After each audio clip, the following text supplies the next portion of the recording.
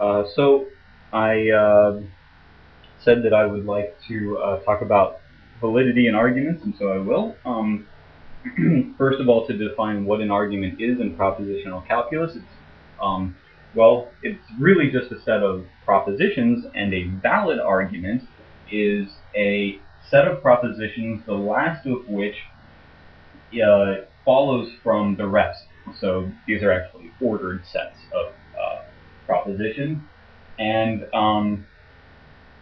so now I have to say, well, what does it mean for one proposition to follow from other propositions? Well, one proposition follows from some other propositions if whenever those other propositions are true, that first proposition also has to be true. So it's probably good to look at an example to see what I'm talking about. Here is an extremely simple example using simple math of a valid argument. The first two lines are premises. Premises are just any of the statements which are not the last one. The last one is the conclusion. And so the first line is a conditional. It says, if x equals 2, then 2x equals 4.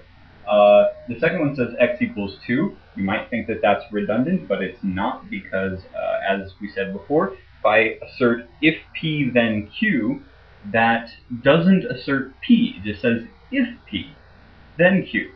So with the first line, I haven't yet asserted that x equals 2. With the second line, I do. And whenever those two are true, then the third line also has to be true.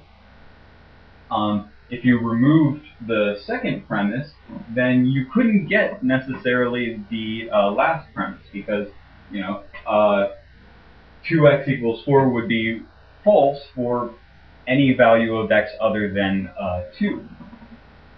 So you couldn't perhaps remove the first line and still get the last, but it would fail to demonstrate the logical argument modus ponens, which is what I wanted to talk about. Modus ponens is any argument of the form if p then q, p thus q. This is the most basic argument form in propositional logic, and from it you can actually prove all other arguments in propositional logic. The only reason we have other forms of argument is because it is helpful for a human being to have all these different tools and not go through some very long and arduous proofs. If you can just do a few proofs to show some other methods of argument, then you can kind of just refer back to those proofs and not have to go through all of them. I may, in a future episode, prove modus tollens by way of modus ponens, and you may see what I'm talking about. But that should be a good canvassing of what is an argument, what is validity. It's C follows from the first two lines, because whenever these two lines are true, the last has to be true. And that's also true for anything in the form of modus ponens. And you can go, one useful word about this is that you can go to the truth table and see that this is true. Build a truth table which has if p then q and p. No matter what you put in for p or q, you will always get that q is true the whole way down, the whole line of the truth table. You could substitute in for p any proposition whatsoever. Any. Even one that has nothing but false all the way down, and we'll look at sentences like that. In fact, we should look at sentences like that in the next episode. So, but for anything that you put in for p, and it could be, R and not T, if that then S, it could be any arbitrarily large and complicated proposition.